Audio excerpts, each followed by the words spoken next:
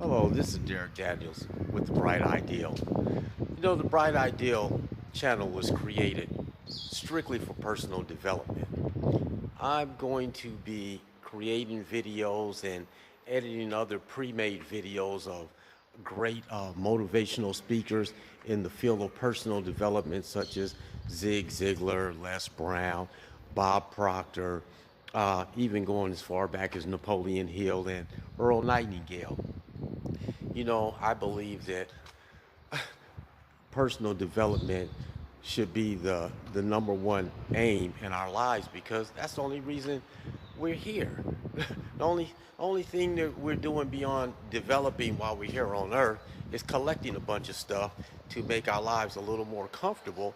And that stuff is it only enhances our lives for a few minutes. So the bottom line is we're here to develop our character and our personality, which is personal development.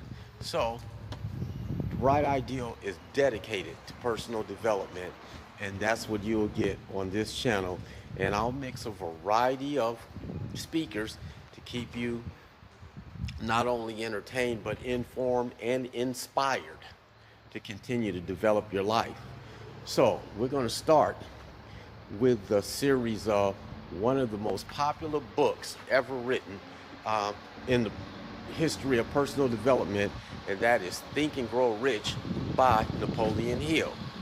Napoleon Hill has changed the lives of many millions of individuals worldwide, and the book Think and Grow Rich has actually manifested just that for many people in throughout the world. They've learned how to think, and then they've grown rich. So without further ado, here's Napoleon Hill. My search led me to the study of the spiritual forces with which all of us are blessed. And it was in this field that I came upon a clue which has enabled me to help millions of people to find their earthly destinies. I want to describe my discovery in the simplest terms possible, because it will reveal to you why it is true that whatever the mind can conceive and believe, the mind can achieve, regardless of how many times you may have failed in the past or how lofty your aims and hopes may be.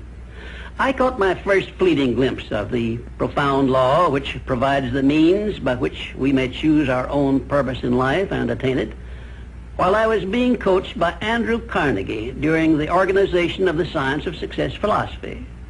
I had just finished telling Mr. Carnegie that I feared he had chosen the wrong person to give the world the first practical philosophy of personal success because of my youth, my lack of education, and my lack of finances. Well, at this point, Mr. Carnegie delivered a lecture that I shall never forget because it changed my entire life and paved the way for my helping to change the lives of millions of people, some of them not yet born. Let me call your attention to a great power which is under your control, said Mr. Carnegie. A power which is greater than poverty, greater than the lack of education, greater than all of your fears and superstitions combined. It is the power to take possession of your own mind and direct it to whatever ends you may desire. This profound power, Mr. Carnegie continued, is the gift of the Creator, and it must have been considered the greatest of all of his gifts to man, because it is the only thing over which man has the complete and unchallengeable right of control and direction. When you speak of your poverty and lack of education, Mr. Carnegie explained, you are simply directing your mind power to attract these undesirable circumstances, because it is true that whatever your mind feeds upon, your mind attracts to you. Now you see why it is important that you recognize that all success begins with definiteness of purpose, with a clear picture in your mind of precisely what you want from life. Then Mr. Carnegie continued his speech with a description of a great universal truth which made such an impact upon my mind that I began then and there to give myself a new outlook on life and set up for myself a goal so far above my previous achievements that it shocked my friends and relatives when they heard about it. Everyone, said Mr. Carnegie, comes to the earth plane blessed with the privilege of controlling his mind power and directing it to whatever ends he may choose. But, he continued, everyone brings over with him at birth the equivalent of 2 sealed envelopes, one of which is clearly labeled, "The riches you may enjoy if you take possession of your own mind and direct it to ends of your own choice." And the other is labeled, "The penalties you must pay if you neglect to take possession of your mind and direct it." And now let me reveal to you, said Mr. Carnegie, the contents of those 2 sealed envelopes. In the one labeled riches is this list of blessings. 1, sound health. 2, peace of mind. 3, a labor of love of your own choice. 4, freedom from fear and worry. 5, a positive mental attitude. 6, material riches of your own choice and quantity. In the sealed envelope labeled penalties, Mr. Carnegie continued, is this list of the prices one must pay for neglecting to take possession of his own mind. 1, ill health. 2, fear and worry. 3, indecision and doubt. 4, frustration and discouragement throughout life. 5, poverty and want.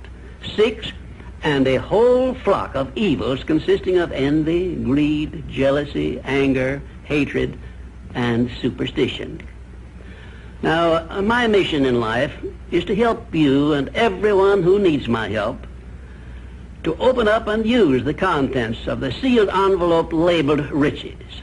And the starting point from which you must take off if you wish to write your own ticket from here on out for the remainder of your life, I will describe for you in these simple instructions. 1, procure a neat pocket-sized notebook, or something on the order of this one here, loose leaf affair. And on page 1, write down a clear description of your major desire in life, the one circumstance or position or thing which you will be willing to accept as your idea of success. And remember before you begin writing that your only limitations are those which you set up in your own mind or permit others to set up for you. And 2, on page 2 of your notebook, write down a clear statement of precisely what you intend to give in return for that which you desire from life. And then start in right where you stand now to begin giving. And 3, memorize both of your statements, what you desire and what you intend to give in return for it, and repeat them at least a dozen times daily. And always end your statements with this expression of gratitude for the blessings with which you were gifted at birth. I ask not, O divine providence, for more riches, but more wisdom with which to accept and use wisely the riches I received at birth in the form of the power to control and direct my mind to whatever ends I desire. If you are not too successful or self-satisfied to accept and express this profound prayer, if you accept it and express it in the same spirit of humble sincerity in which I pass it on to you, a new and a better world will reveal itself to you. A world in which you will see reflected the circumstances and the things which you yourself have created.